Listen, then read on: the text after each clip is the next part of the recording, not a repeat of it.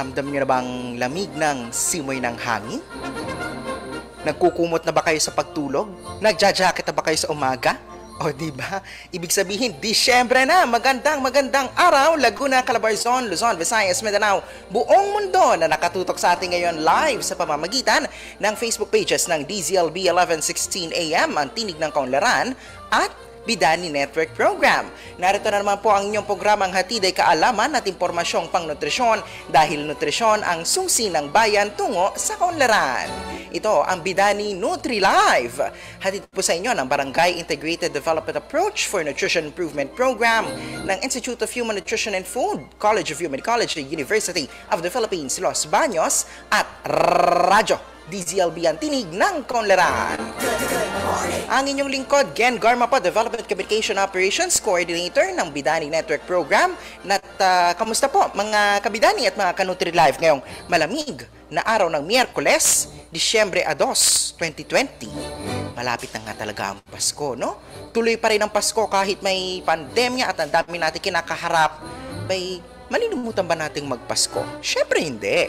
Ayan, ngayon pong araw na ito ay espesyal na Nutri Rewinds ang ating edisyon ngayong araw na ito. Babalikan po natin yung ating unang 3 Nutri Live lessons para po sa first half ng ating unang season dito sa Bidani Nutri Live.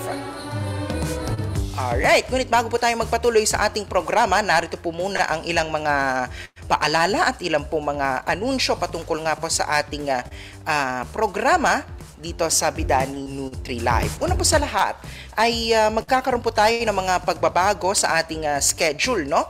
Madadagdagan po ng 1 linggo ang ating pagsasama. So ibig mo sabihin nito, meron pa po tayong broadcast modules, yung second half ng ating programa ay isasayang papawid natin ng Disyembre 7, Disyembre 9 at Disyembre 14. Samantala, ang ating graduation broadcast po ay mauusod din at magiging Disyembre 16.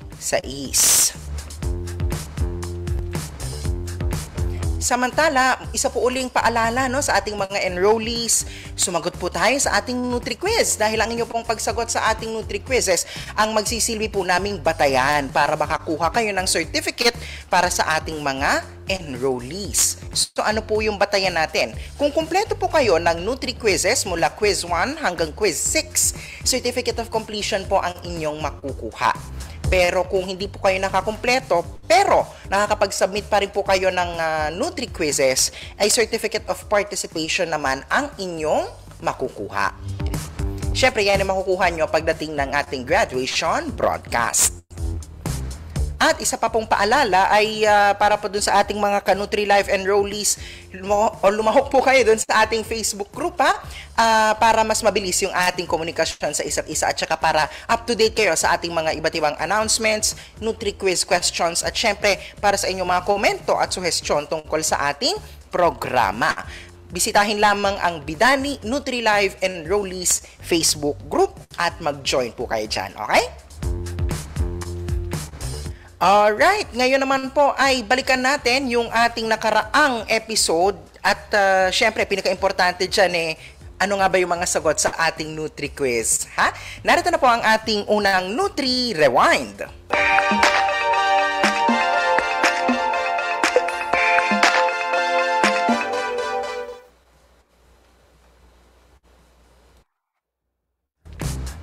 Okay.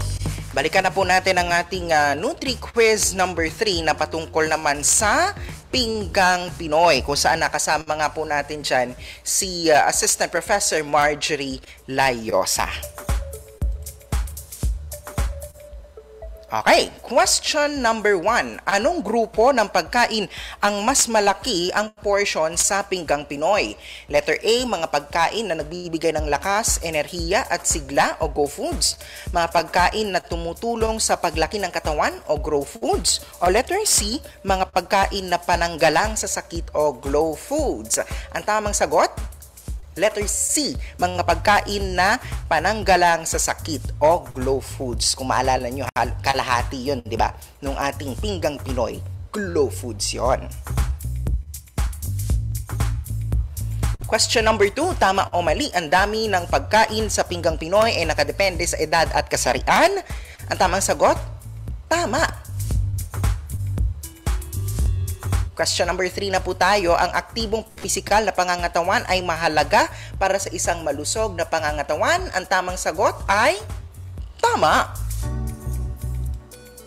Question number 4. Alin ang bumubuo sa pinggang Pinoy? Letter A, Go, Grow at Glow Foods. B, Water o tubig at Go, Grow at Glow Foods. O letter C, Go, Grow at Glow Foods at ehersisyo. Nako, marami pong nalito dito sa ating tanong na ito sa question number 4. Ang tama pong sagot ay letter B. Kasama po lagi yung Go, Grow, Glow. Siyempre, magkasama yan lagi. Pero kasama din po sa Pinggang Pinoy ang tubig. Kaya kung papansinin niyo, yung drawing ng Pinggang Pinoy, laging may baso ng tubig bukod doon sa pinggan. Kamusta po ang inyong mga sagot? At panghuling tanong, question number 5. Tama o mali, ang Pinggang Pinoy ay nahahati sa 4 na grupo. Ang tama po pong sagot ay mali. 3 lang, Go, Grow at Glow Foods. Okay, at narito po ang ating mga top scorers para sa ating Nutri Quiz. Nako, sabi ko nga sa inyo, maraming nalito dun sa question number 4. Kaya marami yung muntik nang naka-perfect. Kaya lang, nako, mukhang nalito nga doon sa sa question number 4 na iyan. Ang ating mga top scorers ay sina Arnold Lopez, Geraldine Echeverria, Gemma Condino, Maginda Dumio at Mildred Padigos. Congratulations muli sa inyo, may piyesta na naman kayo. Ayan, ha? At syempre, para dun sa iba pa nating mga Kanutri Live enrollees, syempre, meron pa po tayong 3 natitirang quizzes, ha? So, pwede pa rin kayong humabol. Samantala, narito na po ang ating hatid na balita at impormasyong pang nutrisyon at pangkalusugan na kailangan nyong malaman ngayong araw na ito. Narito na ang Nutri Balita.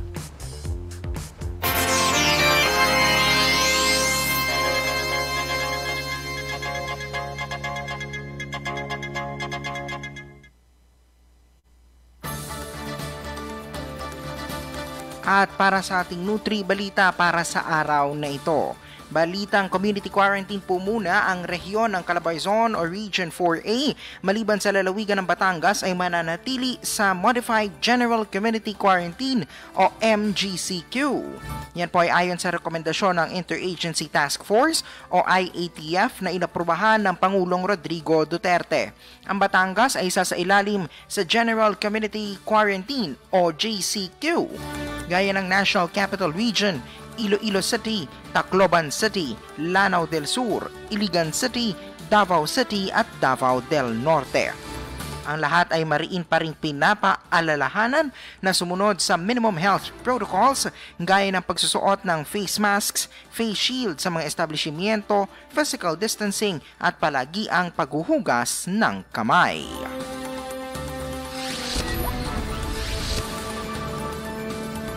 Samantala sa iba pa nating Nutri Balita, ang edad ay hindi nahadlang sa pagbabawas ng timbang.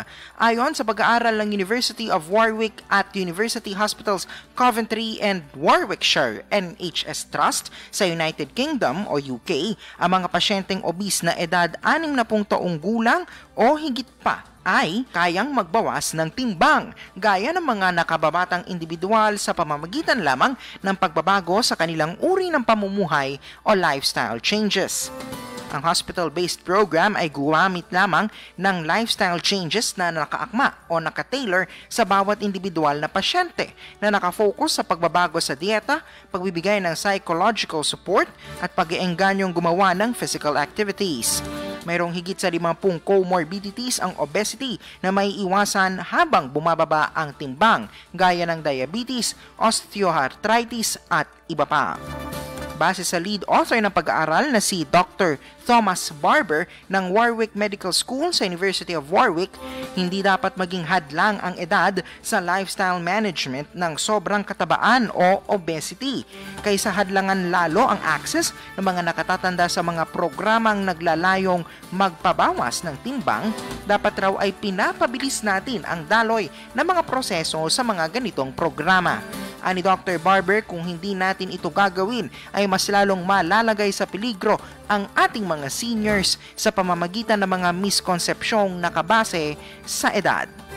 Para sa iba pang impormasyon tungkol sa naturang pag-aaral, maaaring bisitahin ang warwick.ac.uk. At yan ang ating Nutri Balita.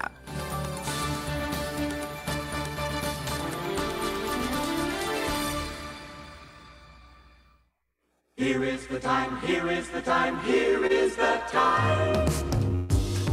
17 minutes makalipas ang alas 9 ng umaga. Okay, batiin po muna natin yung ating mga Kanutri Live na nakatutok sa ating ngayon sa ating live streaming this morning. Katulad din na Ivy Glady Alcantara Garcia. Ako, suking-suki ito si Ma'am Ivy. Good morning. Si Ma'am Virgie Alcantara ng University Library. Ma'am Virgie, good morning. Si Ma'am Jane Posada Orillaza. Aba, may mga pinapabatik. Sina Kapitana Wenny Cabras Ponce, Kapitana Nona Orillaza, President ng BNS Guadalupe, Lumban, Sapalyo, at si M. Now na nagkarlan.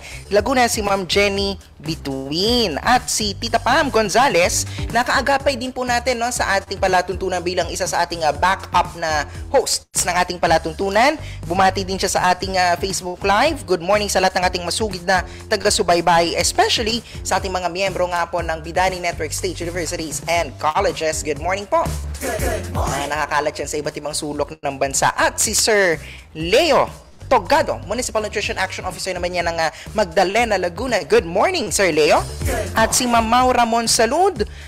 Good morning sa lahat ng mga kabidani at sa mga ka-BNS at kay Ma'am Jenny at Ma'am Odette ng Nagkarlan, Laguna. Ayan, mga partner municipalities natin yan dito sa UPLB Bidani. Okay, so babalikan na po natin yung ilan sa ating mga lessons. Lesson 1, Lesson 2, Lesson 3, lahat yan babalikan natin dito sa ating special Nutri Rewind episode. Ngunit magbibigay daan po muna tayo sa ilang mga paalala mula sa ating himpilan. Magbabalik ang Bidani Nutri Live dito lamang sa Radyo DZLB, ang tinig ng Kunlaran.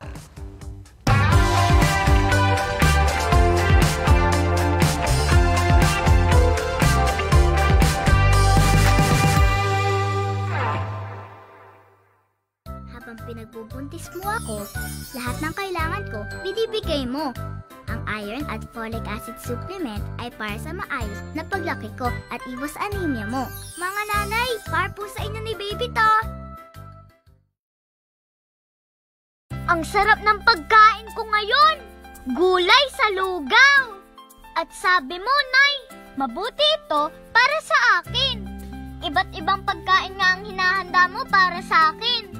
Pakukuluan mo muna, tapos dudurugin at ihahalo sa malapot na lugaw. Nay, bukas po, gulay ulit ha?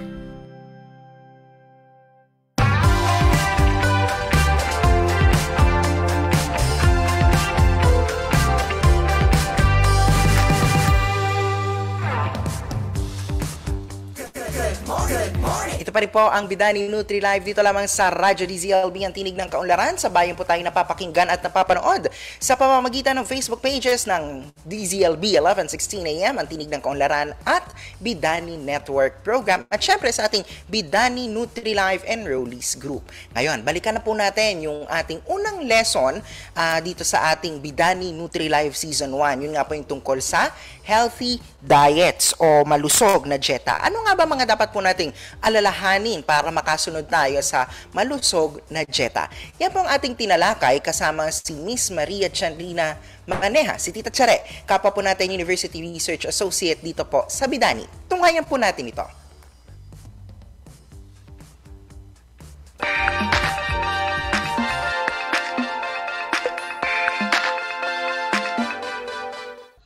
Ang malusog na dieta. So, ang isang malusog na dieta ay ang pagkonsumo ng mga macronutrients na may angkop na proporsyon upang suportahan ang enerhiya at yung physiological na pangangailangan ng ating katawan na walang labis na paggamit habang nagbibigay din ng sapat ng micronutrients at hydration. So, yun yung ating healthy diets. So, itatanong ninyo, ano ba yung macronutrients at saka micronutrients? So, ang macronutrients, ito po yung mga carbohydrates, proteins, and fats na nagbibigay ng enerhiya at lakas na kinakailangan ng ating katawan. Okay. So ito po yung Go, Grow, and Glow. At ang micronutrients naman po ay ito yung mga bitamina at mineral na kinakailangan ng ating katawan para sa normal na paglaki, development, metabolismo, at pagbuo ng ating katawan. Ngayon naman, Tita Chareno, baka ang iniisip ngayon ng iba nating mga kabidani at iba nating mga ka-Nutri-Life, baka naman pwedeng later ko na lang simulan yung healthy diet. Ayan, no? Meron po bang kailan ba dapat nagsisimula ang malusog na dieta? Kailangan magsimula pa lang ang malusog na dieta. Simula pa lang sa maagang buhay ng isang tao. Okay? So, kailan ba ito? Sa unang 2 taon ng buhay ng isang bata ay dapat maayos na ang nutrisyon at natataguyod na ang malusog. Para mataguyod na yung malusog na paglaki, mapabuti at mapaunlad ang kanyang kaisipan ng isang sanggol. So, kapag malusog na rin ang dieta ng isang bata, ay nababawasan din ito ang peligro ng pagkakaroon ng sobra sa timbang at o napakataba na bata at naiiwasan din yung mga non-communicable diseases sa kanyang pagtanda. So, ang dieta ng sanggol at bata ay katulad din ng sa mga matatanda. Ngunit meron tayong mga elemento na dapat nating tandaan sa pagpapakain ng ating mga sanggol. So, ang unang-una dito ay sa unang 6 na buwan ni baby, dapat ay breastfeeding lamang o yung sinasabi natin exclusive breastfeeding lamang sa unang 6 na buwan ng bata. At ang mga sanggol ay dapat na ma-breastfed ng patuloy ng 2 taong gulang o higit pa. At mula 6 na buwan, ang gatas ng ina o breast milk ay dapat mapunan na ng iba't ibang klase ng pagkain. Yung sapat, ligtas na pagkain na nakapagpapalusog sa bata. Ano ba yung dieta ng isang adult upang makamit natin ang isang malusog na dieta? So, unang-una sa pagkain ng prutas. Dapat kumain tayo ng prutas na hindi bababa sa 400 grams bawat araw. Okay. So, tandaan natin 400 grams bawat araw. So, halimbawa, sa isang slice ng papaya, ito ay may tansya na 150 grams. Kasi halimbawa, di ba, bumibili tayo ng isang buong papaya, isang kilo yun. So, pag hinatin sa 10 o sa 9, so meron na tayo kagad na approximately 100 to 150 grams na nakain na papaya. O, halimbawa, lunch sa breakfast yun. Pagdating ng lunch, kakain ka ulit, di ba, pagka bumibili tayo ng mangga, minsan 3 o 4 isang kilo. So, ang gagawin mo lang, parang i-divide mo lang. So, yung 1 kilo, kung 3 yon, di 300 grams yun. Pero kung 4 siya, ang mangga mo, approximately, ay 250 grams. So, kung kakainin mo yung isang buo, so, ilan na yung nakain mo? So, 100 plus 250 grams, meron ka ng ilan? 350 grams na prutas. Kung kakain ka pa ng okra sa lunch, halimbawa, 1 cup na okra, ang 1 cup na okra is 100 grams. So, ilang ka na? 450 grams. So, okay lang yon kasi ang sabi naman ay kumain na hindi bababa sa 400 grams na prutas at gulay bawat araw. Kumain ng mas mababa sa 50 grams o 12 kutsarita ng mga free sugars para sa mga tao na may isang malusog na pangangatawan sa isang araw. Okay? Tanong, ano ba yung mga free sugars? Again. Ito po ba yung mga libreng asukal? Okay. So, hindi ito yung libreng asukal na hindi naman pala. Sa akin. Okay. Oo, hindi. Okay. So, ano ba itong mga free sugars na ito? So, ito yung ang mga free sugars ay lahat ng mga asukal na idinadagdag sa mga pagkain o mga inumin na nakabote o nakapakete. So, kasama dito ang mga asukal na natural. Halimbawa, ito yung mga honey, syrups, fruit juice, and fruit juice concentrates and powders. So yon. So 50 grams ng asukal. So ito mabilis nating ma-compute, di ba? Kasi halimbawa, uminom tayo ng non-carbonated na drinks. Meron nakalagay yon na 160 ml. So ibig sabihin nun, nakakain ka na ng 160 grams na asukal. So sobra-sobra ka na sa rekomendadong asukal sa isang araw na kakainin na dapat nakokonsumo ng isang tao. So mas rekomendado ang unsaturated fats sa halip na saturated. Ang pangalawa is pag-alis ng mga industrially produced trans fats sa ating dieta. So ano ba yung mga unsaturated fats? Ito yung mas magagandang taba para sa ating katawan. So ang unsaturated fats ay mula sa isda, avocado, nuts, at saka mga mantika na mula sa sunflower, soybean, canola, and olive oil. So sasabihin natin, mahal. Pero mas maganda na mag-invest habang bata pa tayo or habang bata pa yung mga anak natin, ipakainin natin sila ng mas magandang mga oils kesa naman pagtanda, mas magastos kapag tayo ay nagkaroon ng sakit. Okay, so ano naman yung saturated fats? Ito ay mula sa taba ng karne, butter, palm at coconut oil, yung mga cream, mga cheese, at saka mga lard. Okay? So yung trans fats naman, ito yung mga galing sa mga industrially produced trans fats na mula sa baked and fried foods and pre-packed na mga snacks and foods. So yung nakikita natin sa picture, di ba? So yan yung mga chichirya natin, yung mga pizza, pies, cookies, biscuits, wafers, mga spreads. Okay. At ang isa pa yung mga ruminant trans fats. No? Trans fats. So, mula sa naman to, karne at pagkain mula sa gatas ng baka, tupa at mga kambing. So kung maaari ay iwasan po natin itong mga saturated and trans fats. So dapat po kumonsumo lang tayo ng sodium na mas mababa sa 5 gramo o katumbas nito ng 1 kutsaritang asin. At saka gumamit po tayo ng iodized salt. So sasabihin nyo, gumagamit ako ng iodized salt. So may tatak ba ito ng fortified with iodine? Diba? Kasi ang akala ng iba, ang iodized salt, ito yung drug. Diba? Akala ng iba, ito yung drug lang na asin. So hindi po. So ang iodized salt, pati po yung mga coarse salt na nabibili sa palengke, ito po ay iodized salt. Okay.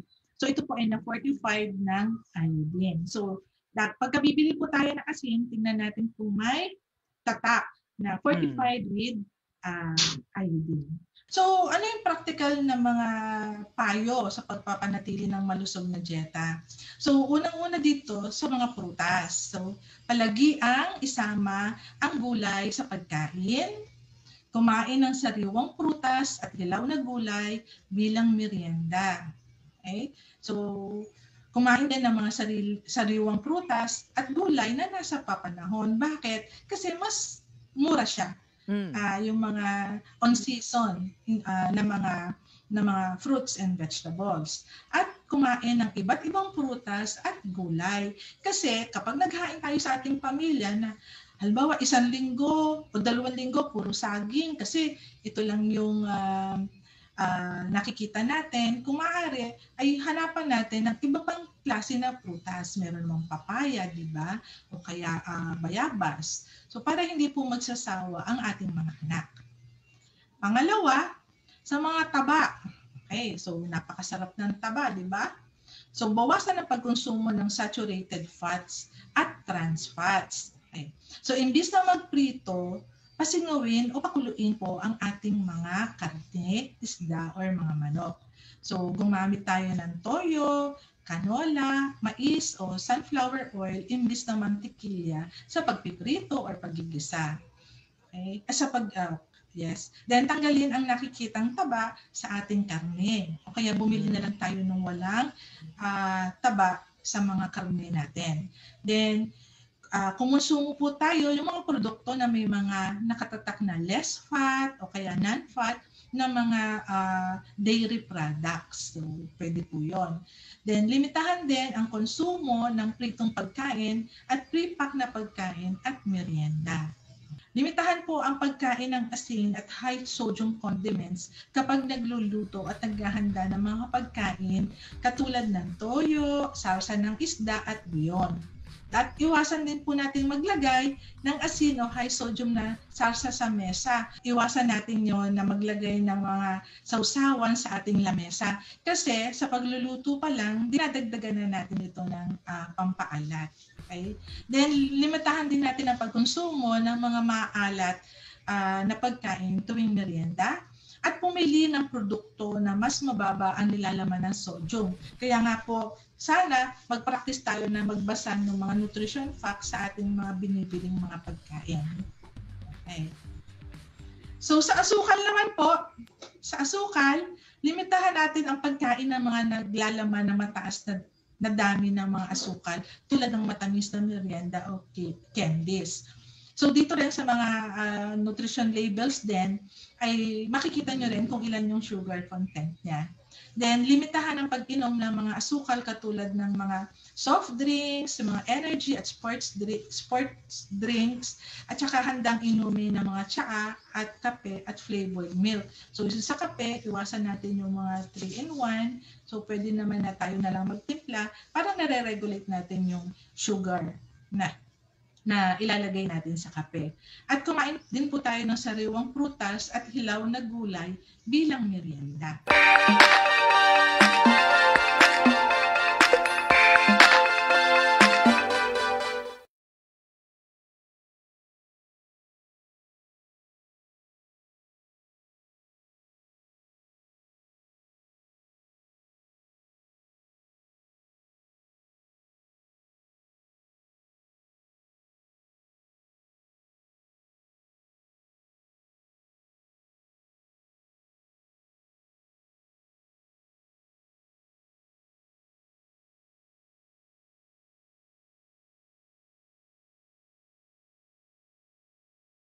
Rikia mula sa Mahayhay. Ang University of the Philippines, Visayas, Bidani ay nasa ating linya ng komunikasyon din.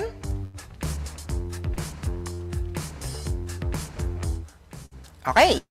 At sino pa ba yung mga bumabati? Ayan, si Ma'am Be Dumio mula sa Valencia City, Bukidnon. Si Ma'am Mila Valderrama, Ma'am Janeth Rubina, Ma'am Medi Gaba. Ayan. Ay, ulitin natin no, yung ating pagbati mula sa University of the Philippines, Visayas, mga mga ka-UP at mga kabidani natin yan mula sa COP o Community Outreach Program Bidani UP Visayas. Yan. Good morning po sa inyo dyan sa University of the Philippines, Visayas. At syempre sa iba din nating mga kabidani nationwide. Meron pa po tayong 2 lessons na babalikan yung tungkol sa micronutrient deficiencies at tungkol sa pinggang Pinoy. Lahat ng yan babalikan natin sa ating pagbabalik. Ito, ang Bidani Nutri Live. Dito lamang sa Radyo DZLB, ang tinig ng kaunlaran.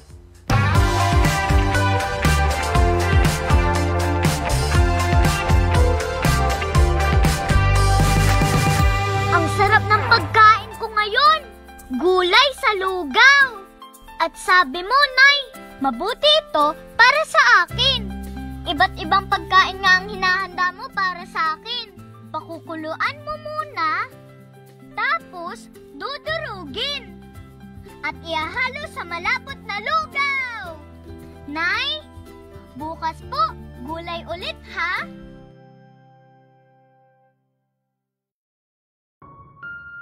Sa araw, kahit anong oras ako magutom, umaga, tanghali, nandyan ka lagi, Nay. Kung ano ang kailangan kong kainin, inihahanda mo. Kapag gabi na at akala ko'y tulog ka na, konting iyak ko lang, gising agad. Napakasarap sa pakiramdam ng yakap mo. Idol kita, Nanay.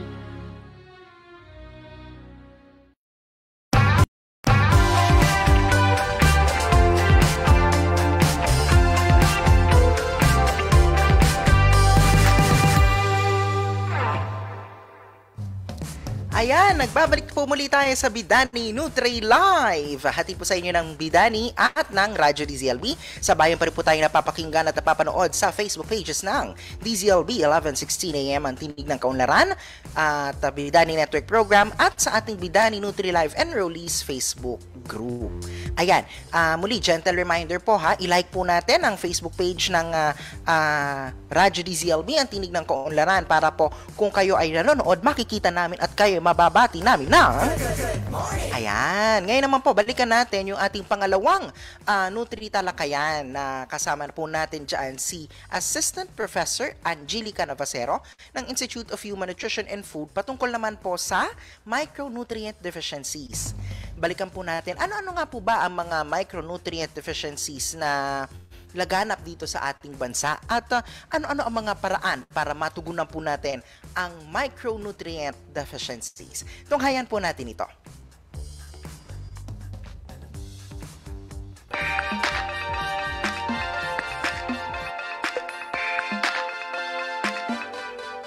Pag po sinabi nating micronutrient deficiencies, ano pong ibig sabihin nito?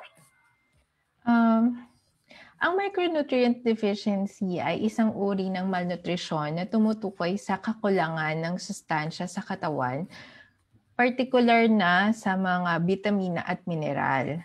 So, tinatawag din ito na hidden hunger dahil maraming tao ang naapektuhan nito na hindi agad nagpapakita ng mga physical na sintomas. So, kagaya ng pagkawala ng enerhiya, na yung performance sa school hindi maganda. So, hindi siya talaga nakikita agad physically. Kaya hidden hunger siya.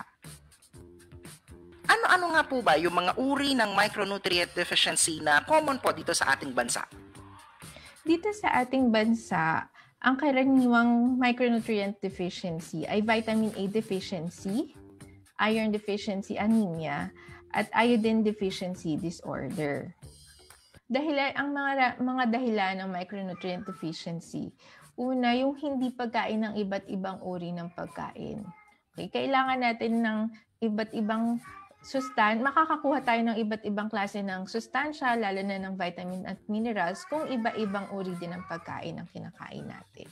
Isa pa, kung hindi nakakatanggap ng micronutrient supplementation. Kasi likas na mawawala talaga yung ibang vitamins and minerals. Pero kailangan natin itong palitan. So kung hindi tayo makakatanggap ng micronutrient supplementation, medyo magkakaroon tayo ng deficiency.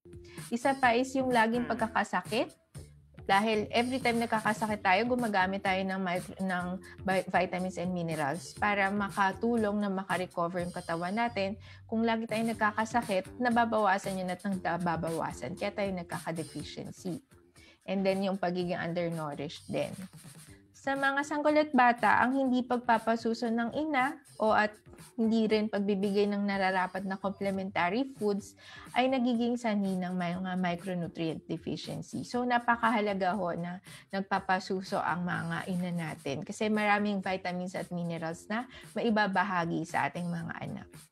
Sa may mga anemia naman, para sa anemia, yung iron deficiency anemia natin, yung pagkakaroon ng bulate sa tiyan ay naging isang sanhi yun ng pagkawalan ng iron.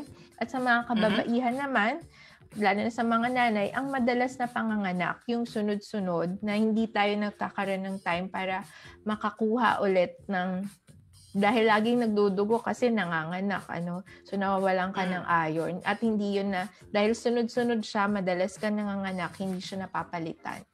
So yun ang isang sanhi ng anemia sa mga kababaihan, lalo na sa mga ina natin. Ano po ma'am ang mga signs, mga sintomas na may micronutrient deficiency ang isang tao? Simulan po natin sa vitamin A deficiency. Okay, for vitamin A deficiency o VAD, usually talaga sa mata So, una yung matang manok o yung night blindness sa English. Yung nahihirapan pag napatay yung ilaw, hindi agad nakakapag-adjust yung mata mo. Para kang nabulag saglit pagkapatay ng ilaw. So, yon, night blindness, panlalabo ng paningin o pagkabulag, At yung palagi kang nagkakasakit dahil bumababa talaga yung resistensya dahil ang vitamin A ay importante sa ating immunity, sa resistensya ng katawan natin laban sa mga sakit. So, ayan. Sa iron deficiency anemia or IDA, so mabilis na mapagod, antukin, irritable, yun.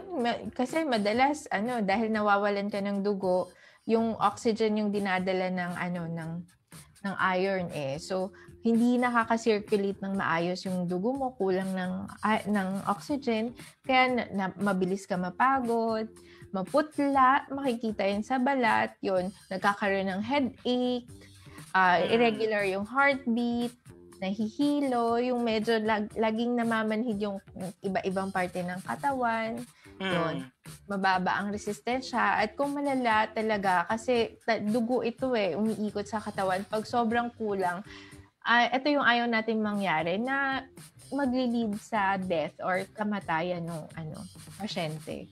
So, yun yung iniiwasan natin. Pero kasi talaga kapag sobrang lala na talagang wala ng iron, talagang dumarating tayo sa punto na ganun. Pero kung kaya natin, syempre, iiwasan natin. Yan. So kung iron deficiency anemia naman, makikita niyo mas pisikal at mas dugo naman ang epekto, no? How about ma'am sa iodine deficiency disorder? Ayan. So sa iodine deficiency disorder or IDD, ito talaga medyo hidden siya Talagang i-observe mo.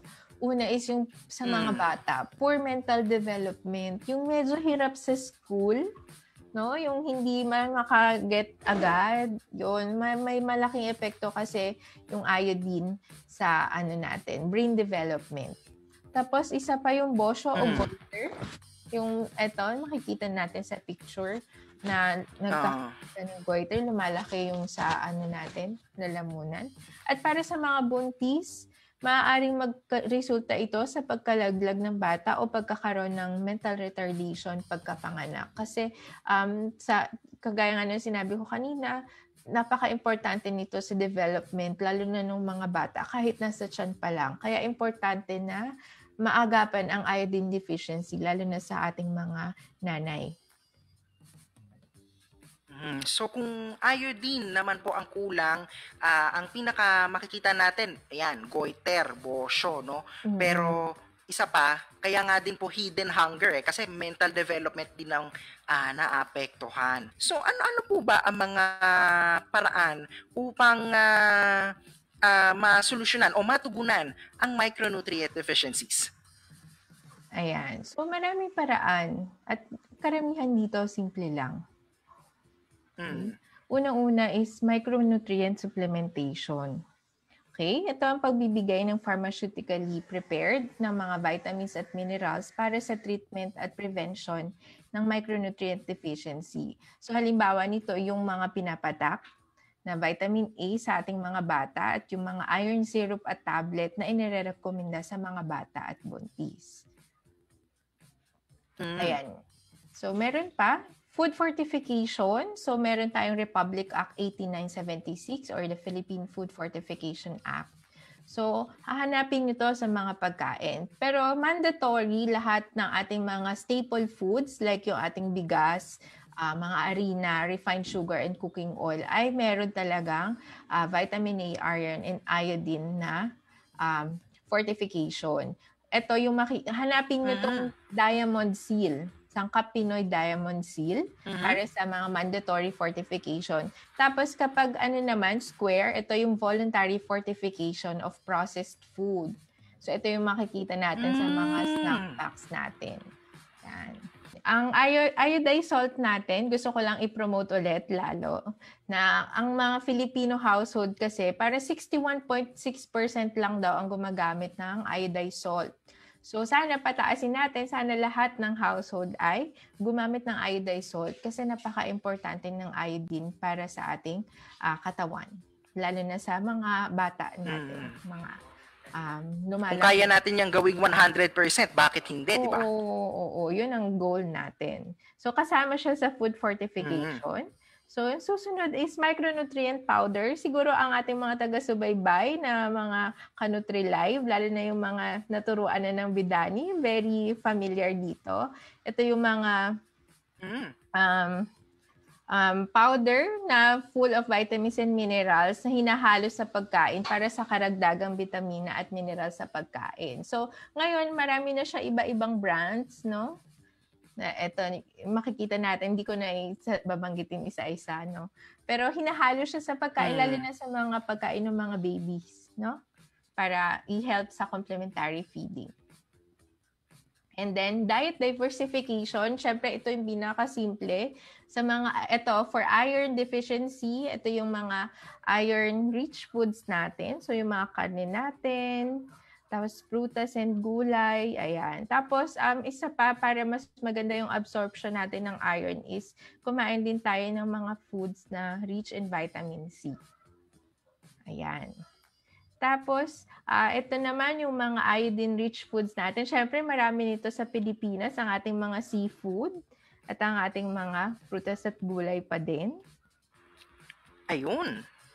Ayan. At ito naman, para sa ating vitamin E deficiency, kung makikita nyo, halos lahat na dilaw na prutas at gulay ay, basta ang kulay niya ay related sa kulay pula, kulay yellow, orange, yan ay rich in vitamin E. Tapos, para naman sa mga meat sources natin, ito yung atay, red meats, cheese and milk, eggs ay rich in vitamin A. Kailangan natin growth monitoring and promotion. Siyempre, paunang-una para makita agad natin kung meron ba tayong kakulangan dito sa mga bitamina na to, ay kailangan natin i-monitor yung timbang, paglaki ng ating mga anak.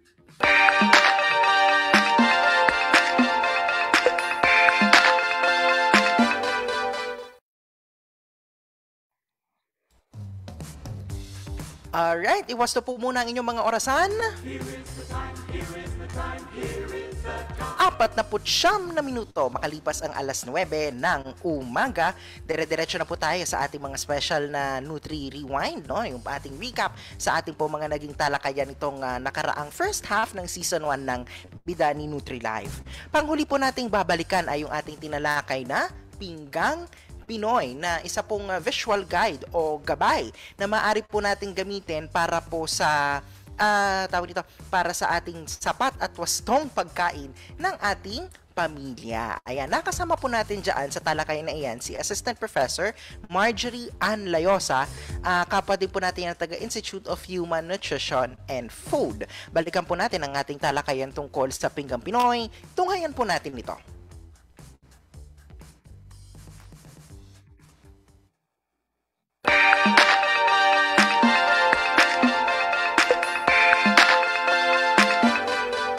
Kwentahan nyo nga po kami, Ma'am Marge, kung ano nga po ba itong Pinggang Pinoy na food plate guide ng ating mga kababayan? Yan. So, ang Pinggang Pinoy ay isang modelo ng food plate na binuo ng Food and Nutrition Research Institute or FNRI upang magsilbing gabay sa tamang sukat ng mga pangkat ng pagkain bawat meal. So kung ikaw ay walang nararamdaman o walang sakit kagaya ng diabetes, kidney, or cardiovascular disease, ay masasagot ng Pinggang Pinoy ang parati nating katanungan siguro, kung gaano kadami ang ating dapat kainin araw-araw. So, sa bawat meal, nire-recommenda ng Pinggang Pinoy na sundin ang tamang sukat ng pangkat ng pagkain kagaya ng nasa larawan. Sinasabi na sa pagsunod ng Pinggang Pinoy ay mapupunan o matutugunan ang mga pangangailangan nating enerhiya at sustansya na kailangan ng ating katawan. Ayan. So may 3 pangkat ng pagkain na pinapakita ang ating Pinggang Pinoy. Una, nandyan ang Go Foods, Grow Foods, at Glow Foods. So isa-isahin natin itong mga pangkat ng pagkain na ito. Unang tingin pa lang sa Pinggang Pinoy ay mapapansin natin na kalahati ng pinggan ay binubuo ng Glow Foods. Ang Glow Foods, ayan yung mga pagkain na mayaman sa bitamina, mineral na tagapagbuo ng katawan at pananggalang sa sakit. Halimbawa ng glue foods ay ang mga prutas katulad ng saging, pakwan, mangga, atis o kaya naman ay rambutan. Samantalang ang halimbawa naman ng gulay, syempre yung talong, kangkong, kalabasa, carrots o kaya pechay at marami pang iba. So ibig sabihin, kalahati ng pinggan natin every meal ay dapat napupunan ng glue foods. Kung titingnan natin ang pinggang Pinoy, nire-representa ang glow foods gamit ang saging at malunggay. Ngunit, hindi ibig sabihin ay saging at malunggay lang ang ating dapat kainin. Ano? So muli, representasyon ito ng lahat ng foods na pwede nating kainin. Kasi Ma'am Marge, baka maya-maya sabihin ng mga ka-Nutri-Life, ang sabi po sa Nutri-Life, malunggay tsaka saging lang ang dapat kainin. Ayan. So, mali po representation lang yan. Ang ika-6 o 1/6 ng ating pinggan ay dapat binubuno ng grow foods. Ang grow foods, ito yung mga pagkain na mayaman sa protina na tumutulong sa paglaki ng katawan. So halimbawa ng grow foods natin ay yung itlog, beans, butong gulay, karne mula sa baboy, isda o kaya naman manok. So ibig sabihin, bawat meal, dapat ang pinggan natin o 1/6 ng ating pinggan ay binubuo ng grow food. So kadalasan, ito yung ulam natin. Ang natitirang bahagi naman ng pinggan o 1/3 ng pinggan ay binubuo dapat ng go foods. Ano yung mga go foods? Or ano ba ang go foods? Ang go foods ay mga pagkain na nagbibigay ng lakas, enerhiya at sigla. Halimbawa niyan, syempre, paborito siguro ng lahat ng Pilipino ay ang kanin. Tinapay. Hindi yan mawawala sa plato natin. Tama. Okay, so laging may kanin tayo sa plato. So halimbawa ng iba pang go foods ay tinapay, pandesal, pasta, noodles, lamang ugat kagaya ng kamote o kaya naman ay mais. Ayan. So ibig sabihin, bawat meal dapat 1/3 ng ating pinggan ay binubunan ng go foods. At syempre, nilalarawan din ng pinggang Pinoy ang kahalagahan ng pag-inom natin ng tubig kada meal. Mahalaga ang tubig kasi kailangan ng hydration ng katawan. Yan. So kung makikita din natin, may pinggang Pinoy kada grupo ng edad. So mainam to kasi ibig sabihin may gabay na sa wasto or tamang pagkain ang bawat miyembro ng ating pamilya. May pinggang Pinoy for kids, 3 to 12 years old. So yung kulay ng placemat niya ay kulay kahel or orange. Ito ay nagsisimbolo ng vitality, energy, and youth. Meron din tayong pinggang Pinoy for teens, 13 to 18 years old. Ang kulay naman ng placemat niya ay kulay asul. Ito ay nagsisimbolo ng strength and coolness ng mga teenager. Meron din tayong pinggang Pinoy for adults, 19 to 59 years old. Pinggang Pinoy for older persons, 60 years old and above. So yung kulay ng placemat niya ay pula. Nagsisimbolo ito ng power, courage, at yung kulay pula din ay nag-stimulate ng appetite. At panghuli, pinggang Pinoy para sa mga buntis at nagpapasusong nanay. So yung kulay naman ng placemat niya ay berde. Ito ay nagsisimbolo ng fertility and new life. Ayan. So makikita natin na may sa pinggang Pinoy ng iba't ibang grupo ng edad ay nananatili pa rin ang proportion ng mga pangkat ng pagkain. Kalahati ng plato ay glow foods, 1/6 ng plato ay grow foods at 1/3 naman ay go foods. Subalit, tandaan natin na sa bawat grupo ng edad ay nag-iiba na ang rekomendasyon sa dami ng pagkain dahil halimbawa, yung mga kids habang lumalaki sila, tumataas din ang pangangailangan nila ng enerhiya at sustansya. Kaya mas dadami yung kailangan nating ibigay na pagkain para sa kanila. Ayan. So ang mensahe para sa lahat ng edad at kasarian, una, mahalaga na kumain ng mas kaunti na maalat, prito at matatamis na pagkain upang maiwasan ang mga chronic diseases. So yung chronic diseases ay halimbawa niyan yung mga sakit nga na nabanggit ko kanina katulad ng diabetes, sakit sa kidney o kaya naman ay sakit sa puso. Pangalawa, huwag laktawan ang agahan. Napakahalaga po ng ating agahan. Okay? Pangatlo, pumili ng masustansyang pagkain. Pang-apat, panatilihin na may sapat na pahinga at tulog. Pang-lima, huwag manigarilyo at uminom ng alak. So, iwas na tayo sa mga bisyo kung meron man. Pang-anim, Intindihin ang mga nutrition information sa label ng mga produkto para maging matalino sa pagpili ng pagkain at higit sa lahat ay manatiling physically active. So, hindi lang mahalaga na meron tayong healthy diet. Dapat din ay meron tayong healthy lifestyle. Malamang sa malamang ang tanong ng ating mga kabidani at mga ka-Nutri-Life ngayon, paano nga po ba natin makikita, paano nga ba natin mabivisualize talaga yung pagsunod sa Pinggang Pinoy? Baka meron po kayong mga pwedeng maipakitang mga sample na menu para sa ating mga kabidani para madali nilang masundan ang Pinggang Pinoy. Okay. So, buti na lang Gen, okay, merong binigay na sample one-day meal plan ang Food and Nutrition Research Institute na nagpapakita kung anong itsura ng Pinggang Pinoy gamit ang totoo o actual na pagkain na kadalasan ay kinakain natin sa bahay.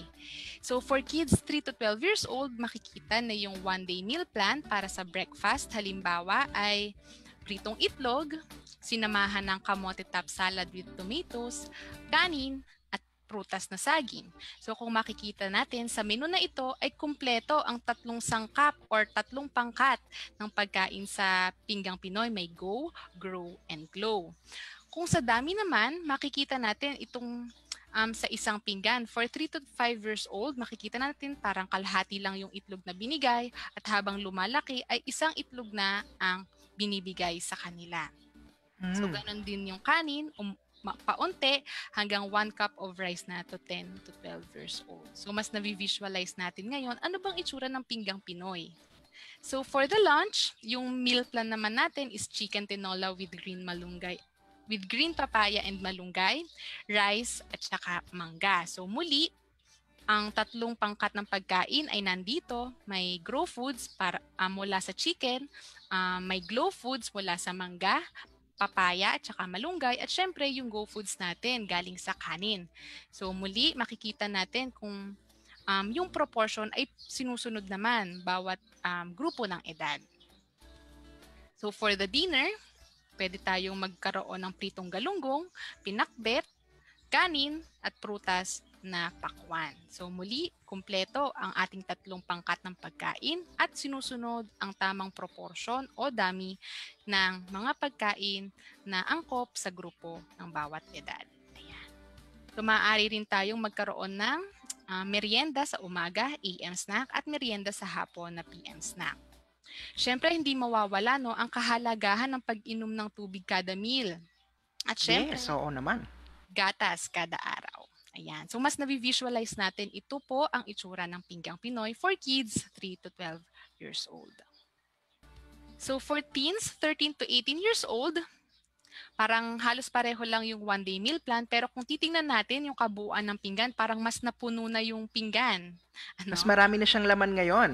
Yes, marami na siyang laman kasi nga mas tumataas yung pangangailangan ng ating mga binata at dalaga kaya mas marami na yung pagkain.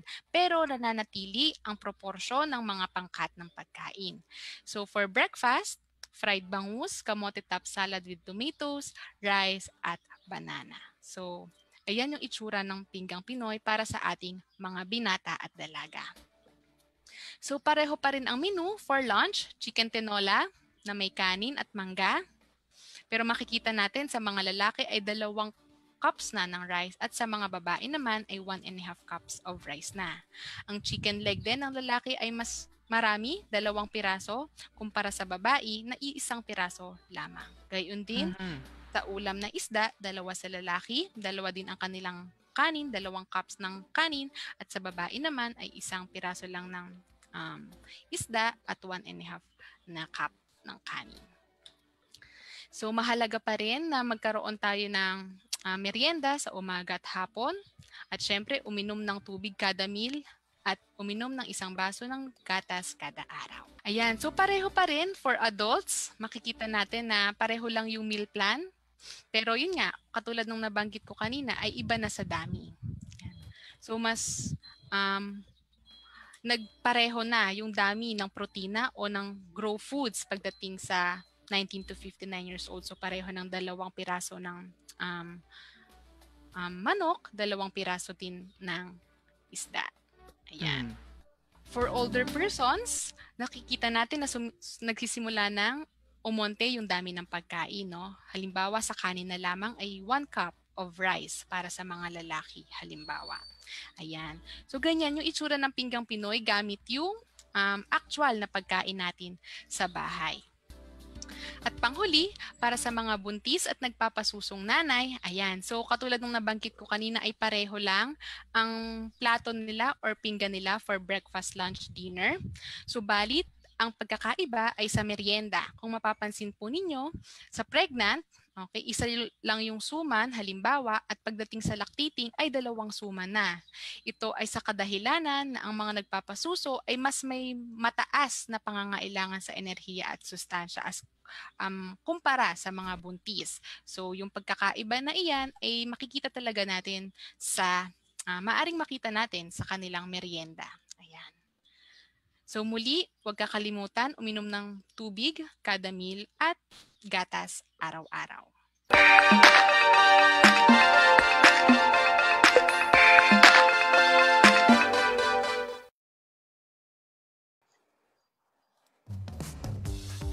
Ayan, at yan nga po yung ating tinalakay na Nutri-talakayang, kasama naman si Assistant Professor Marjorie Layosa ng Institute of Human Nutrition and Food.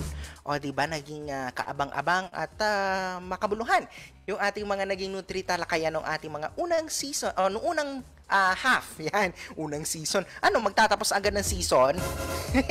Hindi pa tayo magtatapos. First half pa lang po yan ng ating Nutri-Live Season 1. At sa susunod po na kalahati na matutunghayan po natin ngayong pong buwan ng Disyembre, ay ang mga pag-uusapan naman po natin ay tungkol sa food safety, yung kaligtasan ng ating pagkain, patungkol din po sa mga dapat alalahanin kapag tayo bibili ng pagkain. Pag-uusapan din po natin yung tamang nutrisyon para sa mga chikiting, no? Lalo na yung mga mula pagkasanggol hanggang 2 taong gulang. At napapansin nyo na rin siguro yan sa ating mga patalastas mula sa National Nutrition Council, yung infant and young child feeding. So yan po mga yan. At yun din po palang isang teknolohiya, no, o isang produkto na pinopromote po natin dito sa Bidani para po sa kalusugan ng ating pamilya. Lahat po ng yan matutunghayan po ninyo sa second half ng unang season ng Bidani Nutri-Live. Na inyo pa rin pong mapapanood at mapapakinggan dito lamang sa Radyo DZLB 11:16 AM ang tinig ng kaunlaran online at sa Bidani Network Program Facebook page. Ayan, mga pagbati pa, mga pahabol na pagbati. Si Mambe Dumio listening from Valencia City, Bukidnon. Aba, nakakalayo ng rating ng ating broadcast, ha? Nakakarating ng Bukidnon. Oo, kasi pati yung ating mga kasamahan mula sa Central Mindanao University ay nakatutok din. Si Ma'am Yek, ayan, nakatutok sa ating ngayon. Si Ma'am Grace Bulawit mula sa Isabela State University, Bidani. Magandang umaga din po sa inyo dyan sa ISU. Ako, sana po maigi na ang inyong kalagayan dyan sa Cagayan Valley Region. Ano po? Si Ma'am Geraldine Echeverria, good morning po sa lahat. Nakikinig at nanonood ng Nutri-Live. Mula naman po siya sa Pakil, Laguna. At si Ma'am Leia Lorhe Rosa, magandang morning daw po sa lahat ng ating mga taga-subaybay. Ayan, yun na nga po, no, muli ang ating pong second half hanggang December 16 po tayo yung ating graduation broadcast. Ayan, ha? So, abangan po ninyo yung ating mga susunod pa na mga episodes dito sa Nutri-Live. Ay, shoutout na rin po pala ha sa ating mga administrative staff dito sa Bidani, sina Kuya Ton Samonte at Kuya Randy Porcioncula. Sila po ang laging punong abala dito sa mga pahalaman po dito sa likod. At yung pagsiset up ng ating studio mula dito sa CHE Research and Extension Center. So, magandang umaga po sa inyo. Ha, Kuya Ton at Kuya Randy, at maraming salamat at pinagtsatsagaan ninyo ako sa mga ganitong pag meron tayong broadcast. Alright, at yan ang kabuuan ng Bidani Nutri-Live ngayong pong araw ng Miyerkules. Nako, bago po pala yan, meron pa po pala tayo isang pahabol na anunsyo mula po sa ating mga kasamahan sa UP Reps o UP Society of Research, Extension and Professional Staff. Magkakaroon daw po ang UP Reps ng virtual Christmas program o Christmas virtual na Christmas program ngayong pong buwan ng Disyembre. Abangan nyo lang po yung mga detalye niyan para po sa ating mga kasamahan na reps dito sa Universidad ng Pilipinas, Los Baños. Muli, yan ang kabuuan ng Bidani Nutri-Life para po sa araw na ito. Maraming salamat po sa inyong pagsubaybay.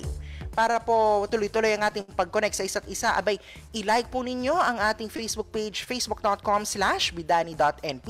Sundan kami sa @bidani_NP sa Twitter at Instagram. At bisitahin ang aming website, bidani.uplb.edu.ph. Sundan nyo rin po ang Radyo DZLB sa facebook.com/Radyo DZLB at Radyo DZLB 1116 sa Twitter at Radyo DZLB naman sa Instagram at DZLB 1116 kHz AM ang tinig ng kaunlaran sa YouTube. Mapapanood po ninyo sa YouTube channel at Facebook page ng Radyo DZLB ang iba't iba pang mga palatuntunan ng ating himpilan, kagaya ng Galing UPLB sa Radyo DZLB kasama si RJ Galang. Hoy, antabayanan po ninyo ang kanilang episode ngayong Biyernes alas 5 ng hapon. Abay, final episode na po nila for this year. Ayan. Nako, ang dito sa Laguna din, nag-season ender na rin nung Lunes. So kami na lang po pala sa Bidani Nutri-Life ang naiwan, Pero yon abangan po ninyo yan. Galing UPLB, Biyernes alas 5 ng hapon. Masusubaybayan din po ninyo sa Radyo DZLB ang leader kake ng UP Community Broadcaster Society. Nagbabadya na rin niyang magbalik kasama ang Laguna Youth Development Affairs Office. Nako, kaabang-abang yan. Mapapanood din sa Radyo DZLB, Facebook at YouTube ang banda rito sa LB kasama si Chad Roble na siya rin naming technical director dito sa Nutri-Live at ang Taalaman at Bayanihan. Ayan.